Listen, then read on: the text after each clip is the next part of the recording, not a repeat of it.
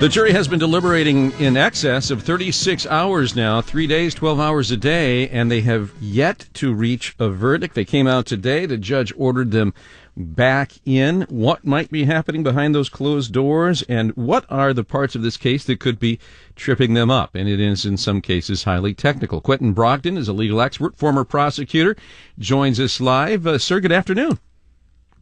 Good afternoon, Kenny and Guy. How are you? We're good. Kind of watching this at arm's length, wondering that if you were the prosecutor in this case, after this many misfires from the jury, how nervous would you be? I would be nervous. The conventional wisdom is the longer that they're out, the more and the greater the chance there's going to be an acquittal. Interestingly, though, in the O.J. trial, a lot of folks don't realize they deliberated only 4 hours before acquitting him, that jury. This jury's been out, as you said, about 36 hours, and they've asked some questions that at least give us some clue as to what they might be looking at.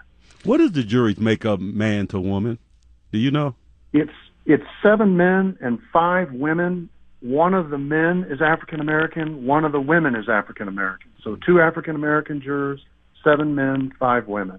And they've been sequestered, which is a little unusual, away from their family. I think they're tired, but they're conscientious. They're working hard.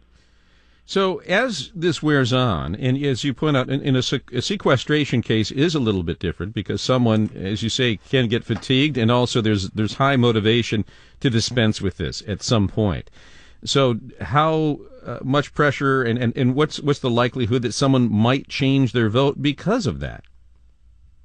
Well, they're back there talking, no doubt, and they've been given an instruction by Judge O'Neill that basically says don't, discard your own strongly held beliefs, but listen to each other and see whether you can come to some kind of unanimous agreement on these charges. Of course, if they can't, it's going to end up being a hung jury, and he can declare a mistrial. So they're back there, and they've been instructed to try to work it out, but they're not supposed to trade on the verdict. They're not supposed to say, okay, I'll agree to, convict if we agree that we're going to give him, a very light punishment or whatever it might be. So they're supposed to stick true to their beliefs, but they're also supposed to be, basically banging their heads together back there trying to reach a unanimous consensus if it's possible. In terms of the unique circumstances of this case, where she, according to the defense, voluntarily took this pill, does that make it easier in some cases for those that might be so inclined to place responsibility or some culpability on the victim instead of the defendant? Sure. In a case like this, there was no forensic evidence, so it's a he said, she said. And Cosby's attorney's strategy from the get-go was to put her credibility, at issue, to raise questions about, changes in her version of the events over the years. The date of the assault, that changed over the years.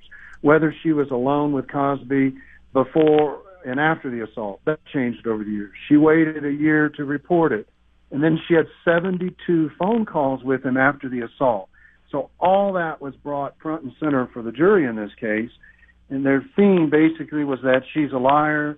They had a romantic, consensual relationship. Interestingly, one of the questions the jurors asked was for the judge to define the phrase, without the knowledge. And some believe those jurors back there may be questioning whether that phrase covers somebody who takes pills, for instance, without asking what they are. She claims she did ask what they were, and he said they were herbal pills. He didn't say they were Benadryl. He certainly didn't say they were Quaaludes.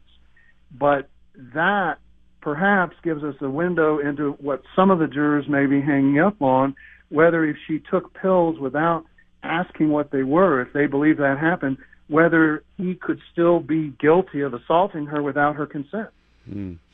If this case does end in a mistrial or they let the jury go, do you think that they will try it again, or will they just let it go? Because I don't know how you can get it. If they don't convict him here, I don't know how you can get 12 people to agree on it.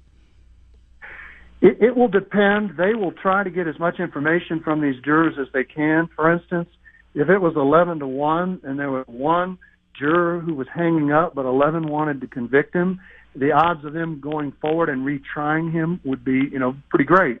On the other hand, if it was 11-1 the other way, they might hesitate to do that. So they have the discretion, and they get to try him again if they choose, provided the mistrial wasn't caused by any misconduct on the prosecutor's part. It doesn't appear that they've engaged in any kind of misconduct that would have caused a mistrial.